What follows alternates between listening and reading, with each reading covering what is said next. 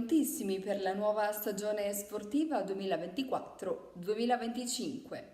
Oggi il servizio è offerto da Evocel e Mobius SRL con sede in via Albertario 63-65 Fano. Un grazie anche a Berica Carburanti Spa, li trovi a Barbarano Mossano in via Dante 35A. E un grazie anche a Distretto Case, presente con 4 sedi: Montecchiomaggiore, Vicenza, Sovizzo, Jesolo. A Montecchiomaggiore si trova in via Europa 57-1. Ed eccoci qui con Fabio Moro al termine dell'incontro, uno 0-0 sotto un caldo africano. Fabio, quindi sicuramente lato tecnico c'è un punto di domanda, nel senso che la valutazione è sicuramente condizionata dal grande caldo.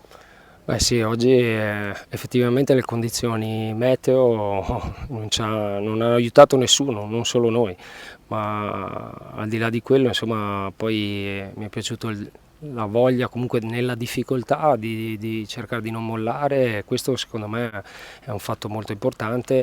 È chiaro, ripeto, come ho detto precedentemente, che abbiamo ampi margini di miglioramento e dobbiamo farlo in fretta, perché ovviamente il campionato ha le soglie.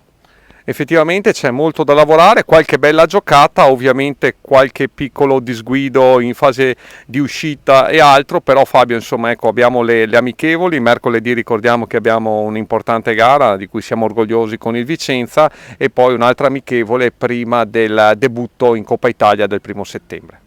Sì, fa parte del percorso di crescita. Abbiamo fissato questa amichevole importante e abbiamo voglia di continuare questo percorso, questo cammino. L'impegno è totale, sotto questo aspetto non posso dire nulla, assolutamente. È chiaro che quando insomma, entri in una situazione dove devi capire dei meccanismi, dove bisogna lavorare e affinare i meccanismi prima possibile.